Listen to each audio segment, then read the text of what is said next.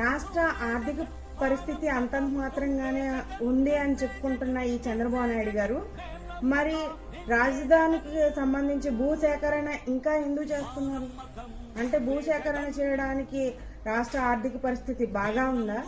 అంటే below poverty life లో ఉన్న ప్రజలకి కనీస అవసరాలు తీర్చడానికి పథకాలు ఇవ్వడానికి అయితే మీ దగ్గర ధనం లేదు, కానీ ఈ భూసేకరణ పేరు చెప్పుకొని మీరు దండుకోవడానికి బాగా దోచి తినడానికి మాత్రం భూసేకరణ వంగబెట్టుకుని ఆర్థిక పరిస్థితులు అన్నీ బాగానే ఉన్నాయి, మేము బాగా రాజధానిని డెవలప్ చేయాలనుకుంటున్నాం, కంప్లీట్ చేయాలనుకున్నామని ఒక ప్రచారానికి మీరు ఒక ఆయుధంలా రాజధానిని ఒక సాకుగా చూపిస్తూ ప్రచారం చేసుకోవడానికి మాత్రమే పనికొస్తారు.